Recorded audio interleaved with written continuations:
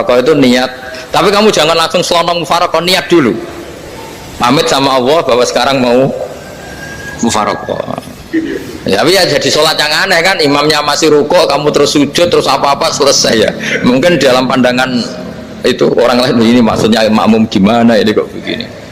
Tapi sudahlah, Allah Maha tahu. Nah, insya Allah dimaklumi. Ya saya baca tentang Fatihah ya, karena sampean pasti sering baca Fatihah. Supaya apa sekaligus jadi jimat lah gitu. Jadi kalau kamu sering di jalan-jalan yang mungkin sepi atau mungkin kan tidak semua teman Grab itu nasibnya bagus yang di Semarang Jogja, mungkin yang di Kalimantan di Papua kan ada yang 10 kilo gak ketemu rumah ya kan, yang lihat di TV-TV itu kan kasihan kan, sudah 10 kilo gak ketemu rumah, penumpangnya kuwekar preman tuh kan, ini makan orang enggak kan, udah kan ujiannya dua. Kalau penumpangnya cantik itu ya kecoba syahwat, kalau preman takut. Jadi orang itu selalu ujian itu. Sing sedengan itu kan jarang orang itu. Jadi kalau penumpangnya perempuan cantik ujiannya itu syahwat, kalau preman ujiannya ketakutan. Kalau orang yang lemah bawa uang ujiannya kamu ingin garong. Jadi hidup itu memang semuanya ujian. Liyabluwakum ayyukum ahsanu amala. Makanya saya sering ditanya oleh teman-teman, Gus, nah ujiannya kenal wong wedok elek piye? Sama, kenal wong ayu ujiannya syahwat, kenal wong elek ujiannya ngenyek, itu sama-sama dosa. Syahwat ya dosa, ngenyek juga dosa. Wah elek keriting untune metu ya dosa, ngomong gitu. Kadang-kadang orang berpikir enak kancanan wong elek gak dosa. Kata siapa kancanan wong elek itu ya dosa, karena bawaannya ngenyek. Ngenyek itu menyepelekan itu. Makanya saya itu ya nggak mau berteman sampean. Nanti kan bawaannya ngenyek atau seneng ya tidak tahu. Ya sudah, ada takdir saja, kalau ketemu ya tak ulang ngaji gitu. Tapi ini ngaji terakhir, setelah ini ngaji biasa aja, tidak usah resmi gini. Ngaji kok resmi aneh. Pokoknya nanti suatu saat kalau pandemi sudah berlalu saya akan ngaji Rebona, ini ngaji. Ini ngaji yang kurang bagus karena ngatur kiai kurang berkah ini. Nanti tapi ya lumayan lah, masih mau ngaji. Ngaji kok tanggal ini jam ini. Sekarang suatu saat kamu tak panggil, Mas Wahyu datang ke sini jam ini, tidak mesti bisa. Mungkin pas ada acara apa, oh, maaf ke sini pas ngecek pas apa. Jadi ya sudah, tapi tak maafkan, enggak apa-apa. Takdir ya. Tak bacakan supaya sampean tahu keramatnya Bismillah. Nah sebelum saya bacakan Bismillah Fatihah, tak beritahu tentang ilmu tafsirnya karena ini penting sekali. Fatihah itu dawuhnya Allah, tentu itu dawuhnya Allah. Saya ulang lagi, itu kalam Allah. Tapi yang sudah diberikan kesampaian ke kita semua, sehingga seakan-akan itu menjadi dawuhnya kita ke Allah. Jangan salah loh ya, Fatihah itu dawuh Allah, tapi sudah diberikan ke kita, sehingga posisi kita itu yang punya itu. Nah kenapa ini perlu dijelaskan? Karena nanti ada kalimat iyyaka na'budu wa iyyaka nasta'in. Kalau itu masih kalam Allah, berarti Allah ngomong ke kamu, ngendikan ke kamu, kepadamu aku menyembah. Masa Allah menyembah kamu? Nah sehingga ilmu tafsir itu menyelesaikan itu dulu ya. Saya ulang lagi ya, sebelum sampean sering baca Fatihah, aku yakin ya sering baca, tapi barokahnya tidak paham itu tidak pernah janggal. Enggak paham itu ya penting supaya tidak iskal, tidak janggal.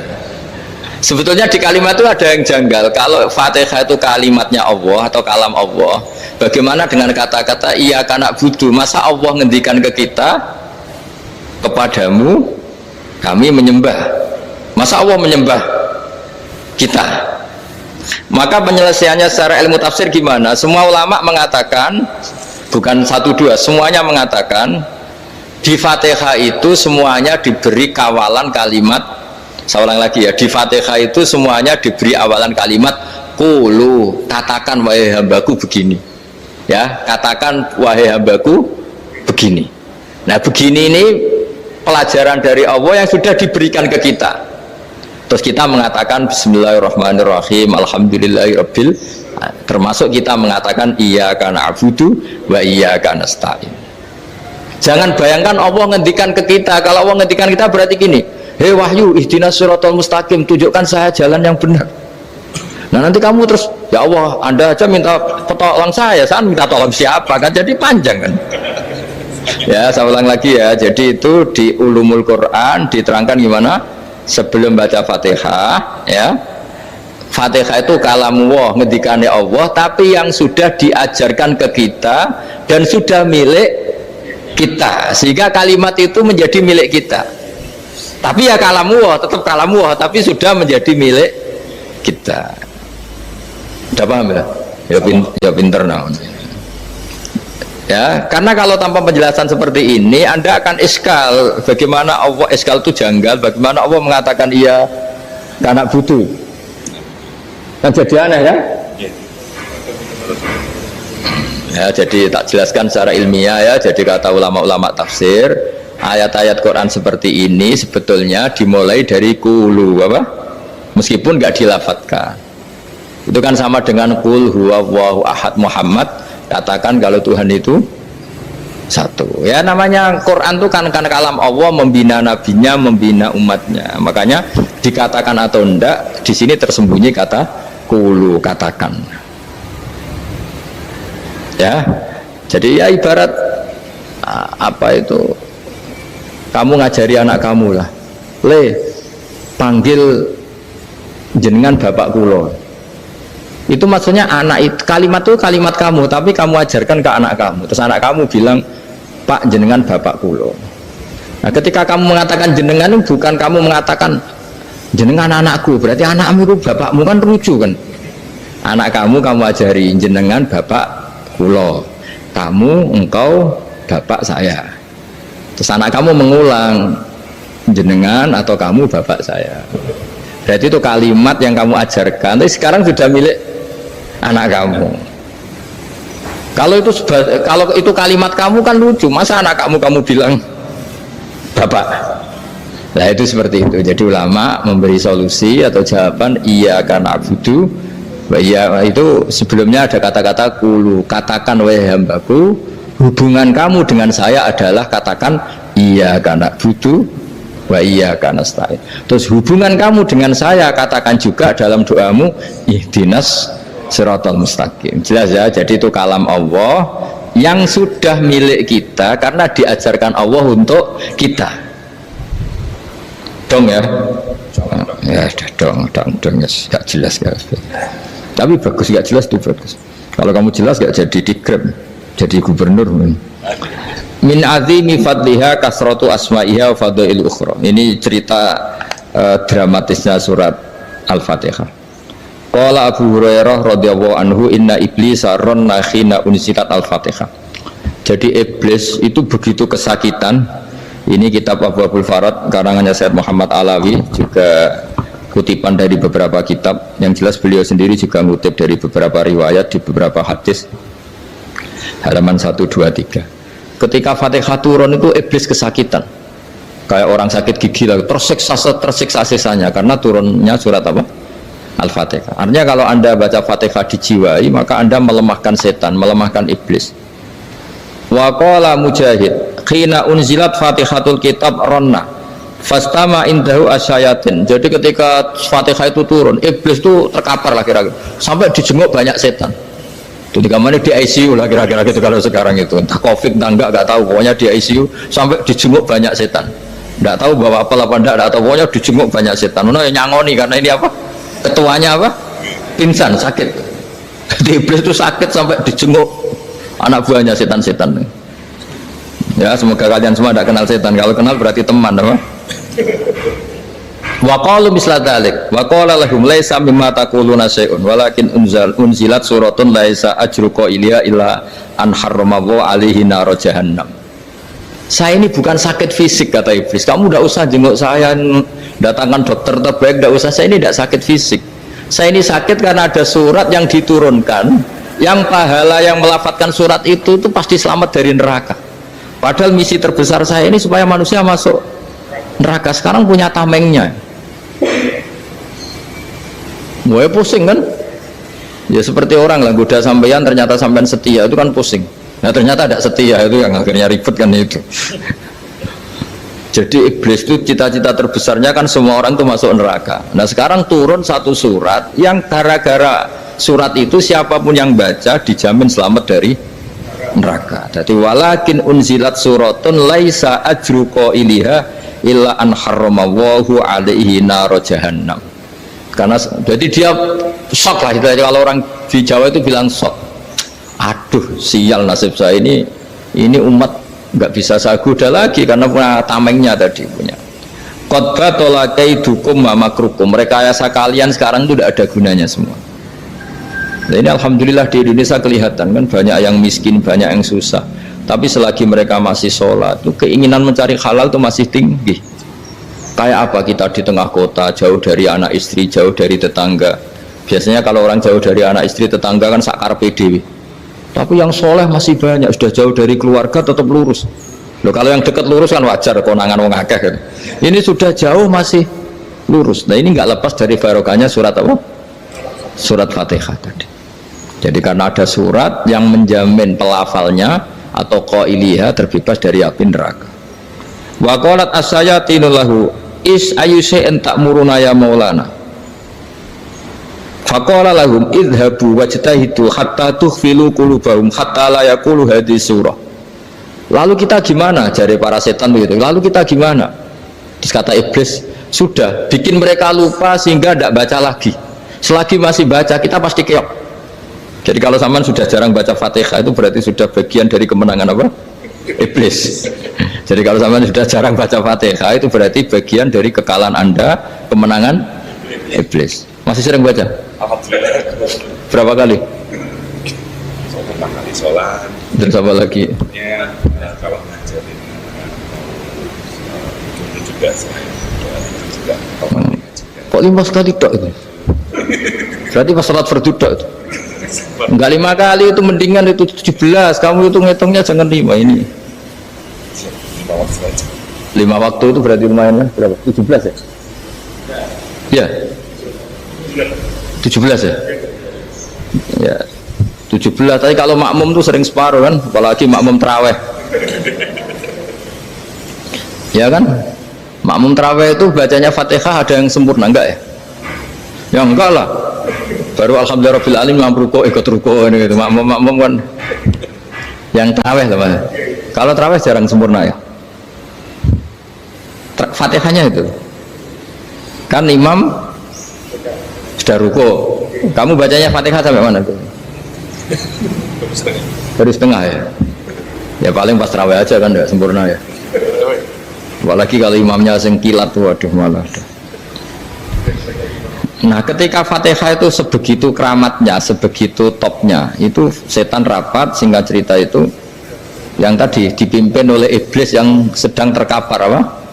Terus tadi obatnya nggak ada, cuma dia shock karena ada surat yang turun yang melafatkan itu pasti selamat dari apa?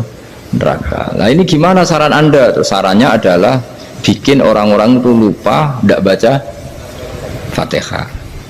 Nah ini rapatnya iblis. Idhabu wajtahidu hatta tufilu qulubahum hatta la yaqulu hadhihi surah. Kala yuksiru qira'ataha wa la yakunu lahum ajrun wa thawabun bal yakunu lahum adzabun wa iqabun.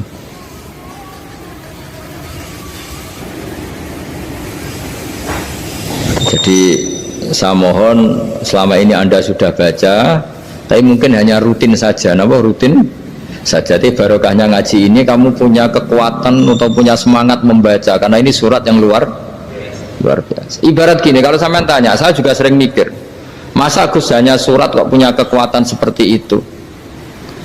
Di dunia ini kata Allah, mulai Nabi Adam sampai kiamat, nggak ada yang bisa menandingi kekuatan kalimah. Kalimah itu kata-kata, nggak ada yang bisa menandingi kata-kata. Misalnya Anda nge-grab berangkat, istri cuek, berangkat cuek, itu beda dengan ketika meskipun satu kalimat, wes Pak muga-muga dilindungi pangeran, mungkin jenengan selamat, itu menjadi teduh dan semangatnya luar biasa karena kayak mendapat support. Jadi kira-kira kalimat itu hubungannya kita dengan Allah, Fatihah itu seperti itu. Kamu melafalkan satu kata-kata yang dibenarkan langit bumi, dibenarkan aras, dibenarkan malaikat, dibenarkan semua penghuni di dunia ini. Sehingga itu efeknya luar biasa. Itu seperti gini ya, kamu cerai sama istri, terus nikah lagi katut babon. 10 tahun anak kamu dididik, ibunya benci kamu. Dan memang Anda layak dibenci. Dididik. Dan sampai nggak pernah manggil kamu Pak. Suatu saat kamu tentu rindu kan ingin dipanggil bapak oleh anak kamu. Suatu saat anak ini manggil kamu Pak E, itu senengnya bukan main, hanya sebuah kata-kata. Makanya kadang-kadang orang itu tanya sama kiai, ijazah lafadz ini gunanya apa sih? Itu ijazah-ijazah itu untaian kata-kata, yang kata-kata ini dibenarkan langit dan bumi dan aras dan para malaikat, sehingga efeknya itu luar. Nah ibarat seperti itulah, kamu melafadzkan Fatihah itu melafadzkan kata-kata yang dibenarkan Allah dan Rasul dan semua malaikat, semua penghuni langit, maka ini efeknya pasti luar. Nah di sini lah orang-orang dulu itu tahu keramatnya itu, sehingga ketika melawan Belanda, melawan Jepang dulu itu kalimat-kalimat itu menjadi mantra yang luar biasa. Doa lah, doa yang luar biasa. Tapi di era modern karena orang sudah tidak ngerti itu, dianggap itu mantra, jimat, khurafat, bid'ah, waduh ribet meneh malah. Sebetulnya tidak seperti itu. Memang kata-kata ini kekuatannya luar biasa. Sama kesakitan hati kamu juga karena itu. Wis ngojek wangilan. Lha Pak di bojo kok kowe gagah tok kere. Wah, iku seling terus mesti. Padahal kalimat itu kan tidak melukai secara fisik, tapi apa kerjanya sesuk sarasa-rasen. Karena terus dengan pengadilan seperti itu kan, ngapain kerja demi perempuan yang seperti ini? Lagi-lagi kata-kata ini luar. Nah bayangkan kalau kata-kata itu adalah kalimat yang diajarkan Allah lewat Rasulnya, lewat malaikat Jibril. Kayak apa kekuatannya itu? Nah, kira-kira Fatihah itu gitu. Kalimat yang baik, kalimatan thayyibah diajarkan oleh Allah dan Rasul. Kayak apa kira-kira kekuatannya? Pasti luar biasa. Wong support yang dikatakan istri kita, anak kita aja luar biasa, apalagi ini support yang diajarkan Allah dan Rasul. Ya makanya saya mohon kalau baca Fatihah, baca kalimat-kalimat thayyibah ketika sholat itu dijiwai. Ya misalnya Rabbana lakal hamdu mil'us samawati wa mil'ul ardi wa mil'u ma syi'ta min syai'im. Engkau zat yang layak dipuji, dan pujian ini memenuhi langit dan bumi. Karena kita tahu nggak ada sejengkal di alam raya ini kecuali di situ ada rahmat Allah. Misalnya kamu bisa lewat sampai rumah saya, kamu mungkin anggap biasa saja. Coba kalau ngalami likuifaksi, tahu-tahu bumi ini ambles, bisa ngelewati yang likuifaksi itu luar. Tanyakan orang pernah ngalami likuifaksi di Sulawesi, itu melihat bumi bisa diinjak gak ambles itu, wah luar. Sama nggak ngalami itu sehingga lewat bumi ya biasa aja. Coba kalau ngalami seperti tidur, ya biasa aja. Coba kalau ada gempa, bahwa bumi tenang ini sudah nikmat yang luar biasa. Masa kamu ngakui nikmat nunggu digituin? Ya kan? Nah, makanya baca Fatihah dijiwai lah, bahwa ini kalimat yang luar biasa. Nah, saya teruskan ya. Warwa Muslimun fi sahihihi an Ibnu Abbas radhiyallahu anhuma annahu qala bainama Jibril alaihi salam qaidun dan Nabi itsami anaqidan min fawqih farofa arok saufa qala hada babun minas sama futihal yawma lam yuftaqadhu ilal yawm fanazala minhu malakun faqala hada malakun nazza ilal ardi walam yanzil qattu ilal yawma fasallim waqal abshir binuraini qad uti tahuma lam yu'tahuma nabiyyun qablak fatihatul kitab wa khawatimu suratil baqarah. Jadi suatu saat Jibril ini jagongan kira-kira gitu sama Rasulullah, tahu-tahu langit itu gemuruh. Langit gemuruh, kata Jibril, terus semuanya ngangkat kepala ke langit. Ini pintu langit baru ini dibuka, yang sebelumnya tidak pernah dibuka seperti ini. Turunlah malaikat, yang malaikat ini pun malaikat spesial, yang nggak malaikat murahan lah kira-kira gitu, yang nggak pernah turun ke bumi kecuali juga saat itu, dengan penyambutan yang luar biasa, dengan semuanya tidak pernah terjadi, hanya karena bahwa surat Fatihah. Jadi ini surat yang luar biasa, pengawalannya lewat malaikat yang spesial, nggak pernah turun di bumi kecuali saat itu, penyambutannya juga nggak pernah seperti itu, baru seperti itu. Jadi semuanya itu spesial. Nah kenapa ini spesial? Karena di situ ada isi puja-puji kepada Allah Subhanahu wa Ta'ala, ada ikrar kita alhamdulillah rabbil alamin ar-rahmanir rahim. Ikrar ini penting. Kalau contoh paling gampang gitulah, kamu punya istri selama ini cerewet terus, suatu saat ngomong, Pak tak angen-angen rawono wong lanang koyo sampeyan. Itu langsung tidak ada lelaki sebaik engkau. Itu sama senengnya, masya Allah, karena ada ikrar dari seorang istri ke kamu. Nah bayangkan kalau ikrar kita sebagai hamba diakui oleh Allah Subhanahu maka ikrar ini akan dicatat sebagai kebaikan kita yang kita panen nanti di akhirat, karena ada ikrar. Kita ikrar bahwa alhamdulillah rabbil alamin, kita ikrar ar-rahmanir rahim, kita ikrar maliki yaumiddin, kita ikrar iyyaka na'budu wa iyyaka nasta'in. Sampean misalnya jadi orang Indonesia, ketemu orang Indonesia yang makmur di Jerman, terus lupa Indonesia. Kamu orang Indonesia? Enggak, saya enggak orang Indonesia. Mangkel gak kira-kira? Mangkel. Karena salah ikrar kan gitu. Ya, jadi saya mohon jangan anggap kalimat itu hal yang biasa, tapi luar biasa. Nggih, ngoten mawon. Assalamualaikum warahmatullahi wabarakatuh.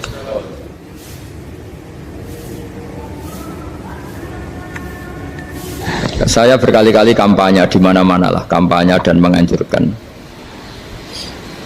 Di antara catatan dalam Suhufi Ibrahim wa Musa kan ada kan di Quran itu yang dinamakan lampiran-lampiran wasiatnya Nabi Ibrahim dan Nabi apa? Musa. Itu di antara catatannya begini. Orang yang punya akal itu adalah orang yang bisa menikmati sesuatu yang baik. Misalnya gini, contoh gampang gini. Kamu punya anak pertama atau punya anak yang masih kecil, itu gendong tuh senangnya bukan main, melihat anak sehat tuh senangnya bukan main. Mungkin saat itu banyak orang yang sedang maksiat dengan perempuan nakal atau dengan teman-teman nakalnya, yang nganggap seperti itu tidak nikmat. Tapi andaikan ini ditimbang ya ditimbang. Yang maksiat betulan, misalnya paling ukuran bahagianya itu 70%. Tapi yang ini, yang nimang anak baru lahir atau masih kecil, corong Jawa ngeloni anak, bisa saja bahagianya itu sampai 100%.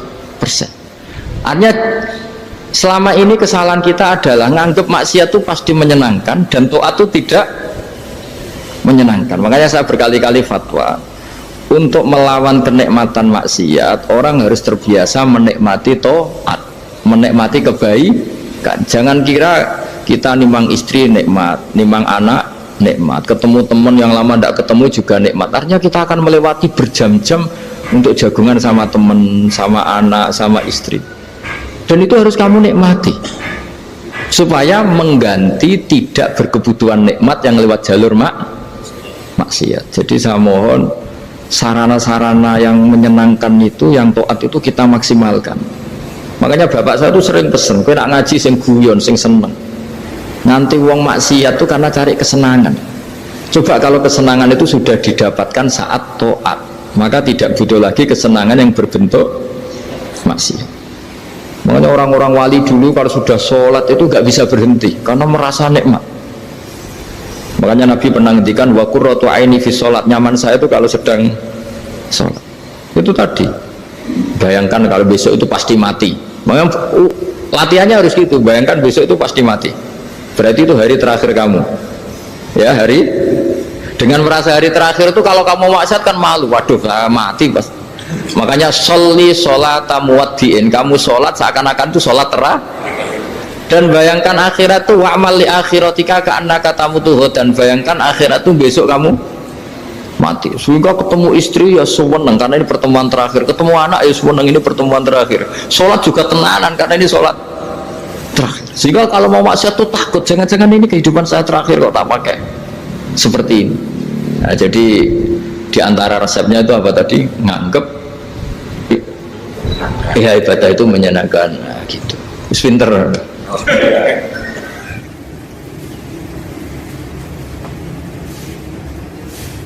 Oke, satu pertanyaan lagi, Gus. Ini ada pertanyaan dari teman-teman mitra driver Grab.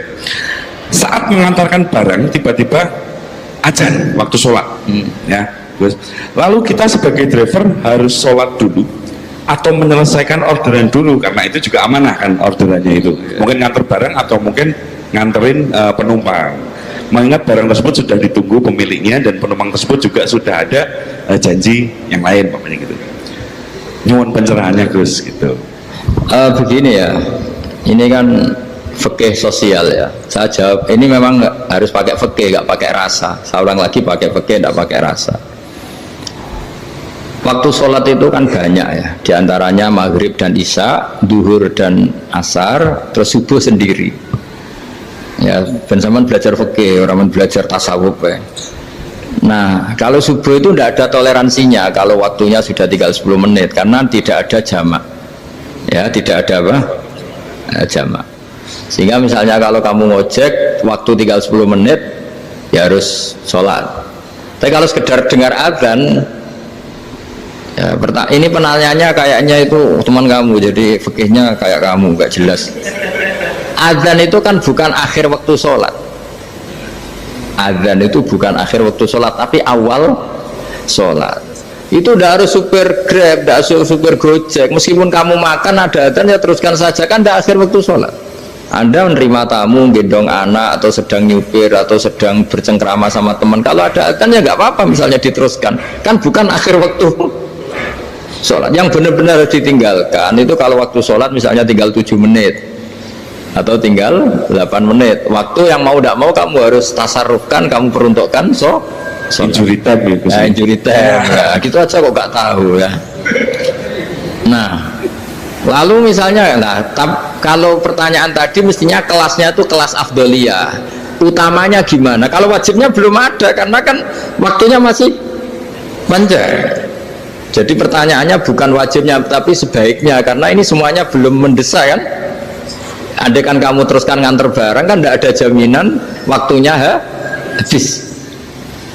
Padahal kalau kamu memaksa sholat, mungkin citra kamu sebagai supir Grab tidak baik karena dianggap mengabaikan konsumen. Nah, terus kedua menyangkut jarak. Oke, seperti itu. Nah, sekarang kalau pertanyaannya dibalik, makanya yang dibalik ini agak ribet. Waktu sholat tinggal 8 menit. Ada konsumen yang minta diantarkan saat itu dan acaranya ke mall happy-happy, maka fatwa kita sebagai ahli fikih ya tantang saja, saya mau sholat dulu, kalau nggak sabar ya silakan cari yang lain kalau acaranya ke mall. Tapi kalau acaranya kelahiran atau transfusi darah atau mau nganterin darah ke pasien yang sudah koma, maka kita langsung, karena ibadah sosial itu didahulukan mengalahkan ibadah yang haknya Allah, karena Allah itu zat yang tidak butuh ibadah kalian. Tapi kalau pasien ini kalau nggak nang kesampaian darahnya mati misalnya, jadi kamarnya Allah lebih apian lah gitu. Makanya masyhur kalau dalam fikih hak Allah sama hak adami ini dimenangkan hak adami, tapi bukan karena Allah kita kalahkan. Allah tidak butuh itu semua gitu. Jadi dikalahkan tapi bukan karena kalah, justru karena tidak butuh. Ya ibarat gini lah, Allah itu saking baiknya Allah kan pasti di atas orang tua kita, itu pasti ulang lagi, baiknya Allah pasti di atas orang tua kita saja baik, apalagi Allah. Misalnya orang tua kamu butuh uang 5.000, adik kamu butuh uang 5.000, adik kamu yang kecil atau ya, kira-kira orang tua kamu tuh nyuruh dikasihkan beliau ke adik kamu, kira-kira saja ke adik kamu. Nah, Allah itu saking baiknya, hal yang terkait Allah, misalnya tadi sholat tepat waktu sama ibadah sosial itu disuruh ibadah sosial. Karena ini kalau nggak kesampaian transfusi darahnya atau apalah, atau kamu dokter yang harus mengurus operasi waktunya tinggal 5 menit, kamu harus ngoperasi pasien dulu karena Allah bisa menerima sholat kamu. Nah, tak terangkan lagi ini fikih terus. Lalu sholat yang apa? Kalau sholat itu antara maghrib dan isya dan nanti yang terlambat itu maghrib, kita ngikuti ulama yang mengatakan jika ada darurat maka maghrib dan isya boleh dijamak meskipun tidak atas nama pergi.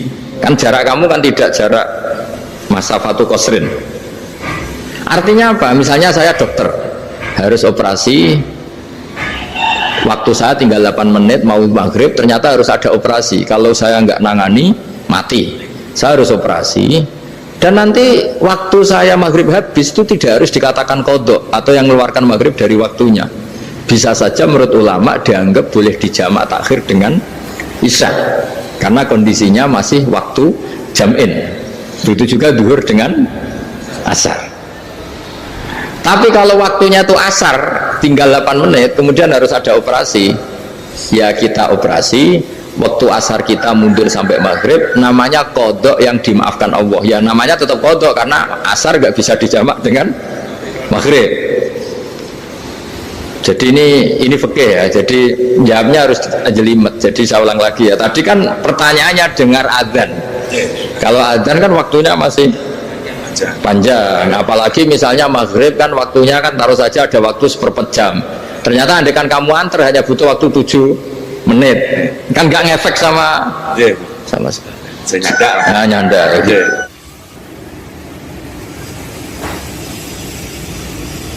Kalau ada driver dapat orderan food Iya. nganterin makanan, tapi makanannya non halal, itu bagaimana pripun? Nah makanya itu tadi, kamu tahu betul kalau itu non halal loh.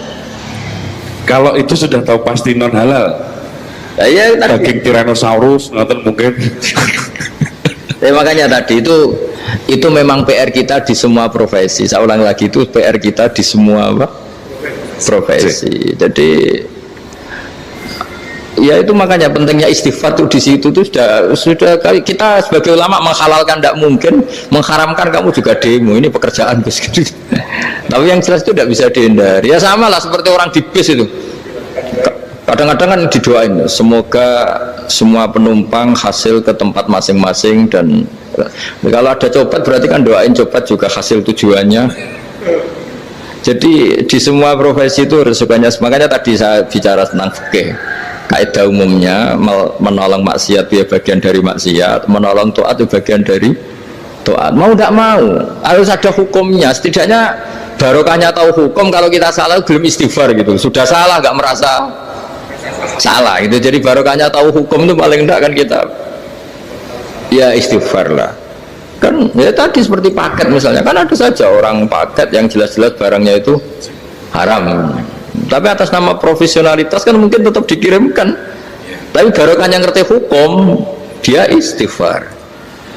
Nah tapi karena kalau kita menyarankan sudah ada usah pekerjaan yang lain banyak nanti kan rai-rai potongan tawakal jika ada ngono kan ya repot deh. Nah kalau kita kiai guys gak apa-apa, serius pangeran suge. Menurut sampean saya ternuntut, Gus saya karena fatwa jenengan saya sekarang miskin, ini gimana pertanggung jawabannya? Ya ribet kan. Tapi saya ulang lagi, itu seninya ngelola kehidupan semuanya seperti itu. Jadi makanya kita nggak pernah berhenti berdoa Robbana dzolamna anfusana, karena dalam sisi semua hidup kita pasti ada unsur nggak benernya gitu. Ya saya ulang lagi, pokoknya kaidah umumnya itu menolong taat itu ya ikut bagian dari taat, menolong maksiat ya bagian dari maksiat. Tapi ya